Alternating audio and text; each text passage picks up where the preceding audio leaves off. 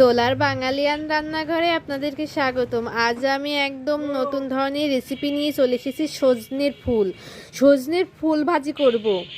তাহলে দেখে নিন আমি কি নিয়েছি। কড়াইতে গরম তেল আর কাঁচা লঙ্কা নিয়ে নিলাম, নিয়ে সুন্দরভাবে ভেজে নিলাম। এরপর সজনের ফুলটা আমি ঢেলে নিলাম, কারণ আমি তো সজনের ফুল ভাজবো। তাই আমি ভাজার জন্য লবণ এবং হলুদ নিয়ে নিলাম পরিমাণ মতো। তারপরে আমি সুন্দরভাবে নাড়াচাড়া করব। এই সজনে ফুলের গাছটা আমাদের। আমি এই ফুল ভাজা করে দেখানোর জন্য গাছ থেকে পেড়ে নিয়ে এসেছি।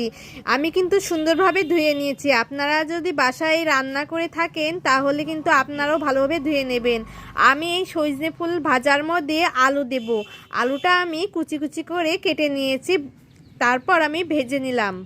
আলুটা সুন্দরভাবে ভেজে নেবেন এবং বাদামি কালার হয়ে আসলেই বুঝতে হবে যে আমাদের আলু ভাজা হয়ে গেছে। এই যে এর মধ্যে আমি সামান্য পরিমাণ কাঁচা লঙ্কা নিয়ে নিলাম, নিয়ে সুন্দরভাবে নাড়াচাড়া করে আমি ওই সজনে ফুল ভাজাটা আবার ঢেলে নিলাম, নিয়ে এরপর আমি সুন্দরভাবে আবারও নাড়াচাড়া করতে লাগলাম। এই তো আমার সজনে ফুল ভাজা হয়ে গেছে। দেখুন তো কেমন হয়েছে। দেখতে কিন্তু অনেক সুন্দর হয়েছে, খেতেও কিন্তু এর থেকেও বেশি ভালো হয়েছে। আমার ভিডিওটি যদি আপনাদের ভালো লেগে থাকে তাহলে কমেন্ট বক্সে জানাবেন। আজকের মতন টাটা। দোলার বাঙালিয়ান রান্নাঘরে আপনাদেরকে স্বাগতম। আজ আমি একদম নতুন ধরনের রেসিপি নিয়ে চলে এসেছি। সজনের ফুল ভাজি করব।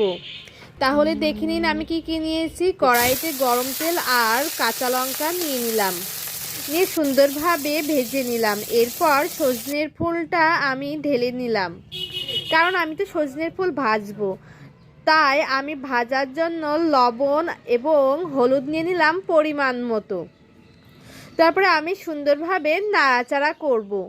এই সজনে ফুলের গাছটা আমাদের। আমি এই ফুল ভাজা করে দেখানোর জন্য গাছ থেকে পেড়ে নিয়ে এসেছি।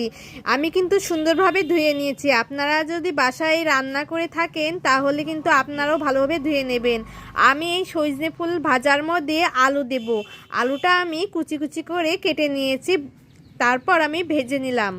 আলুটা সুন্দরভাবে ভেজে নেবেন এবং বাদামি কালার হয়ে আসলেই বুঝতে হবে যে আমাদের আলু ভাজা হয়ে গেছে। এই যে এর মধ্যে আমি সামান্য পরিমাণ কাঁচা লঙ্কা নিয়ে নিলাম, নিয়ে সুন্দরভাবে নাড়াচাড়া করে আমি ওই সজনে ফুল ভাজাটা আবার ঢেলে নিলাম, নিয়ে এরপর আমি সুন্দরভাবে আবারও নাড়াচাড়া করতে লাগলাম। এই তো আমার সজনে ফুল ভাজা হয়ে গেছে। দেখুন তো কেমন হয়েছে। দেখতে কিন্তু অনেক সুন্দর হয়েছে, খেতেও কিন্তু এর থেকেও বেশি ভালো হয়েছে।